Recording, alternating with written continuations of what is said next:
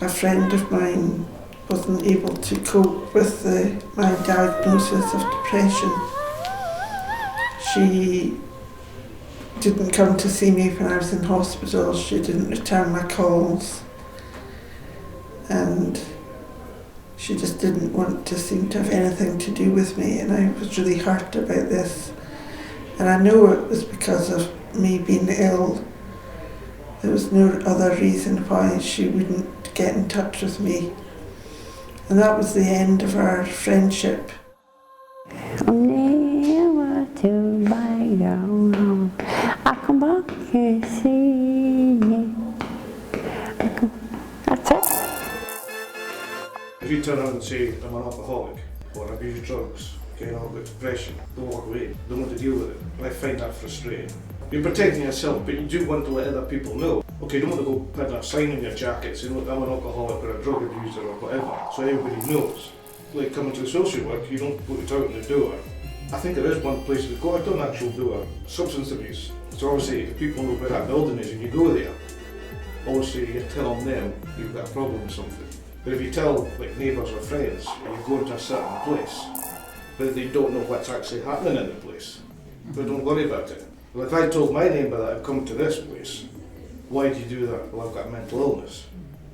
And they turn back. And I find that by every place you go. If you're nervous or if I'm having a bad day, you just want people, you want to try and tell them, I've got a mental problem.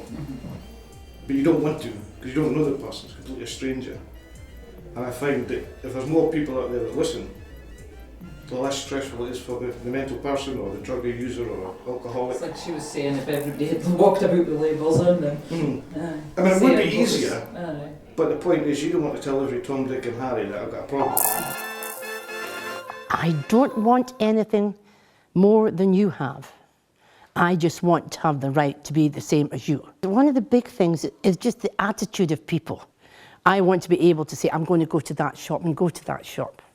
I want to be able to go to the whatever supermarket I want to go to and be able to go there. I don't want to have the barriers to my life that I'm having to live with that I know you don't have when you're able-bodied.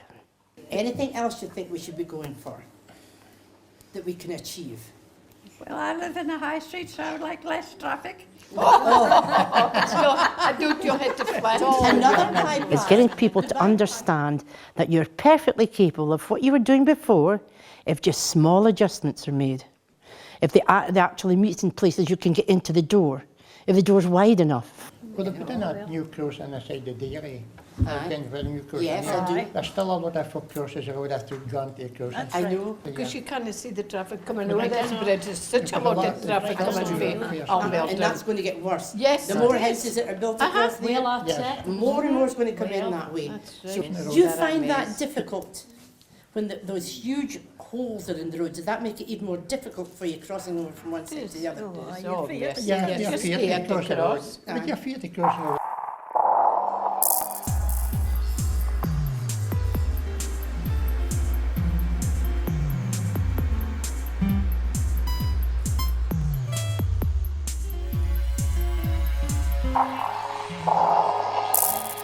My name's Ian Cameron, I'm age 64, and I was involved in an accident well over a year ago now. It would have been October 2009. The stigma was apparent, I think, at first. I don't notice it as much now. At first I thought maybe I was standing out like a sore thumb. People do look at you in a different way. At first people were saying, oh, he's a bit young. You know, for that sort of thing, to be crippled. Somebody did say the word crippled to me. I'm not exactly a nobody. I was somebody. I'm now an old man with a stick, I suppose. I was in a position of power. First thing every morning I would have a planning meeting and we would plan the day, and then I would speak to Glasgow, sometimes London, sometimes Manchester. But mainly first thing in the morning to say exactly what we had on, but you never knew what life was going to throw you. Like, as I say, Piper Alpha, there was accidents offshore all the time. We had a major airport and things sort of falling out of the sky. I miss words, I lose words. And you've got to remember, I've been using words since I was 15 years old. And at first I would get annoyed with myself, no longer. When I was losing words, it used to really annoy me. It doesn't anymore. I've accepted just the fact that I'm disabled a wee bit. In the split second, bang, nothing. I knew absolutely nothing. I woke up and two old ladies were saying, "Yeah, right, Loon." I felt like saying, "Do I effing look it?" I find that other people round about you don't know what's wrong with you, but you don't want to tell them No. because they're not really interested in it. But when you do tell them, they look at you completely differently. Certainly there was a stigma there in having a mental illness. After 3 years, I now feel able to go back to work. I applied and got the reply that being mentally ill, my chances of getting back would be unlikely.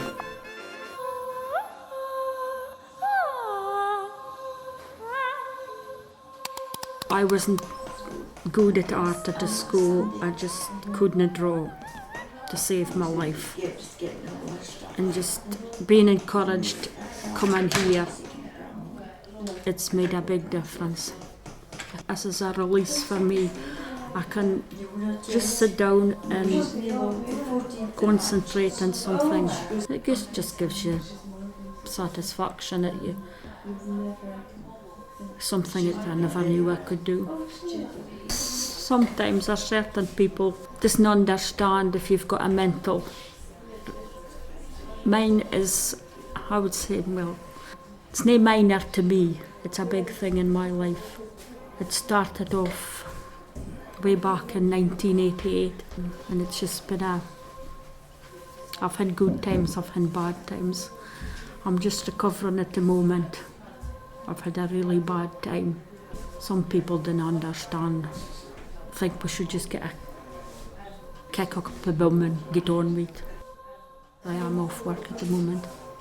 They ignore you, sort of send you to Coventry. Sometimes your illness, you didn't want to speak, you want to be shut away from people.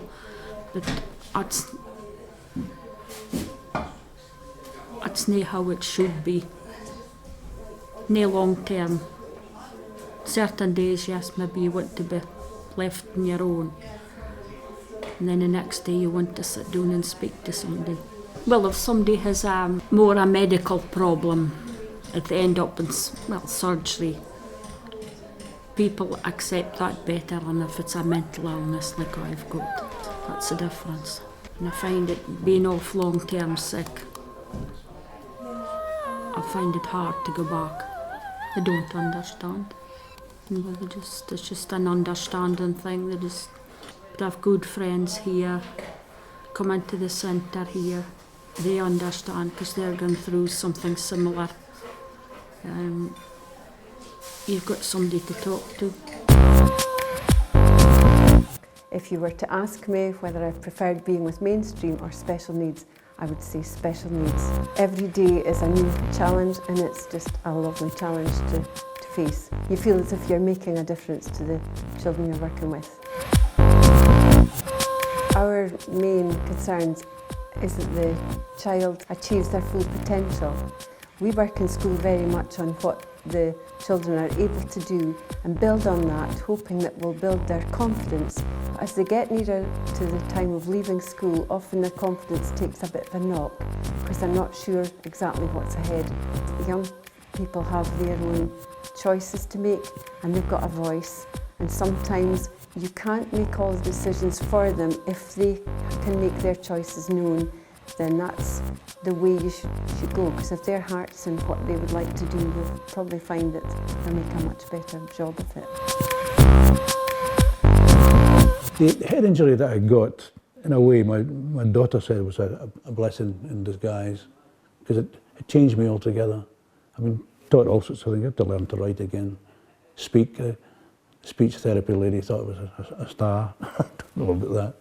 I'm not going at 110 miles an hour anymore. I'm slower. I accept that I'm slower. Otherwise, I just go fut. It's difficult to explain. As I said earlier, I don't want to be that bent old man crossing the square. And I try and, when I do walk, I try and put my shoulders back. And I remember too, remember playing football, and I remember being in newspapers. I don't concede to old age. I don't just concede to being disabled. I can't carry shopping from the supermarket to the square to get the free bus home. So then I have to get a taxi, which cost me £5 a throw. And the ladies from the social work department put me in for a disablement living allowance, which would pay for my taxis to get me and my shopping home, and got knocked back for that because it said we don't take into account food shopping. My daughter suggested I got one of those little trolleys, a tartan trolley, and of course I jokingly lost the head and just said, that would be a real concession to old age. You are not on. You will not see me with one of those things. So I'm managing.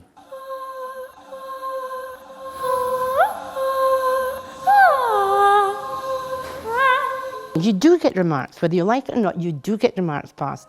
And if you're the sort of person who is easily knocked back with something like that, I hate to think the effect it has on you, you know?